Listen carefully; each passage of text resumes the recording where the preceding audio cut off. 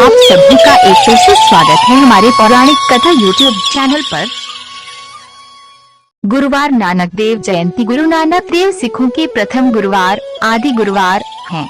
इनके अनुयायी इन्हें गुरुवार नानक देव जी, बाबा नानक और नानक शाह नामों से संबोधित करते हैं।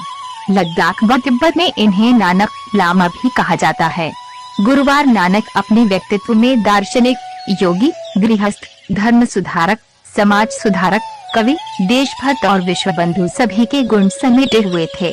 ननकाना साहिब इनका जन्म रावी नदी के किनारे स्थित तलवंडी नामक गांव में कार्तिकी पूर्णिमा को एक खत्री कुल में हुआ था। कुछ विद्वान इनकी जन्म तिथि 15 अप्रैल 1469 मानते हैं, किंतु प्रचलित तिथि कार्तिक पूर्णिमा ही है, जो अक्टूबर-नवंबर में दिवाली के 15 दिन बाद पड़ती है। इनके पिता का नाम कल्याण चंद्या मेहता कालूजी था, माता का नाम तृप्ता देवी था। तलवंडी का नाम आगे चलकर नानक के नाम पर ननकाना पड़ गया। इनकी बहन का नाम नानकी था। बचपन से इनमें प्रखर बुद्धि के लक्षण दिखाई देने लगे थे। लड़कपन ही से ये सांसारिक विषयों से उदासीन रहा करते थे। पढ़ने लिखने में इनका मन नहीं लगा। 7 से 8 साल की उम्र में स्कूल छूट गया, क्योंकि भगवत प्राप्ति के संबंध में इनके प्रश्नों की आगे अध्यापक ने हार मान ली तथा वे इन्हें ससम्मान घर छोड़ने आ गए। तत्पश्चात सारा समय वे आध्यात्मिक चिंतन और सत्संग में व्यतीत करने लगे। बचपन के समय में कई चमत्कारिक घटनाएं घटी, जिन्हें देखकर गांव के लोग इन्हें दिव्य व्यक्तित्व मानने लगे। बचपन के समय से ही इनमें श्रद्धा रखने वालों में इनकी बहन नानकी तथा गांव के शासक राय बुलार प्रमुख थे। इनका विवाह 16 वर्ष की आयु में गुरदासपुर जिले के अंतर्गत लाखोकी नामक स्थान के रहने वाले मूला की कन्या सुलक्षणी से हुआ था। 32 वर्ष की अवस्था में इनके प्रथम पुत्र श्री चंद का जन्म हुआ। 4 वर्ष पश्चात दूसरे पुत्र लक्ष्मीदास का जन्म हुआ।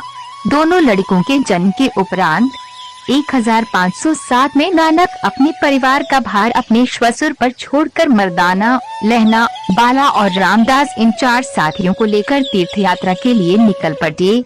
ये चारों ओर घूमकर उपदेश करने लगे। 1521 तक इन्होंने 3 यात्रा चक्र पूरे किए, जिनमें भारत, अफगानिस्तान, फारस और अरब के मुख्य स्थानों का भ्रमण किया। इन यात्राओं को पंजाबी में उदासियां कहा जाता है। गुरु नानक देव जी के सिद्धांत। गुरु नानक देव जी के सिद्धांत सिख धर्म के अनुयायियों द्वारा आज भी प्रासंगिक है, जो निम्न है। ईश्वर एक है, एक ही ईश्वर की उपासना करनी चाहिए। ईश्वर हर जगह व हर प्राणी में मौजूद है। ईश्वर की शरण में आए भक्तों को किसी प्रकार का डर नहीं होता। निष्ठा भाव से मेहनत कर प्रभु की उपासना करें।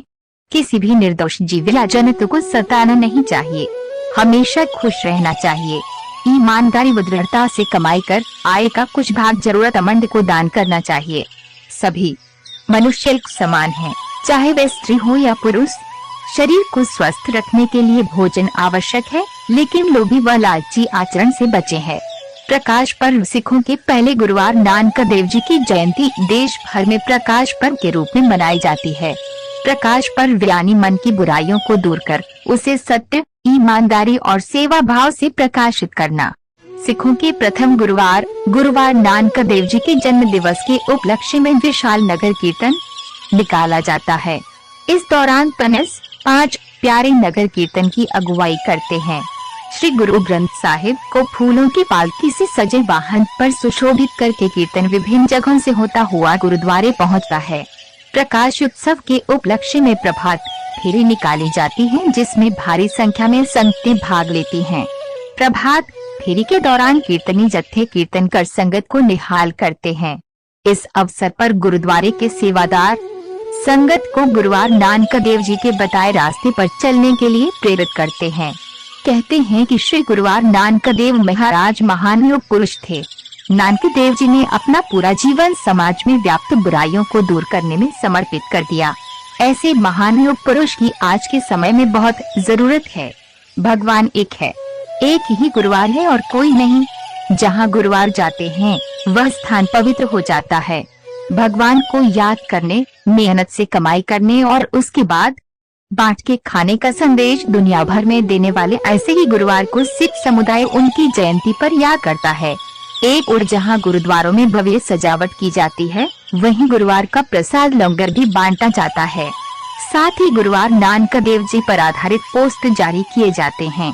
अपनी परंपरानुसार प्रभात फेरी में शामिल स्त्री पुरुष सफेद वस्त्र एवं केसरिया चुन्नी धारण कर गुरुवाणी का गायन करते हुए चलते हैं। सभी जत्थों का जगह जगह पर हार फूल से स्वागत किया जाता है। शाम को दीवान सजाकर शब्द कीर्तन का कार्यक्रम भी किया जाता है।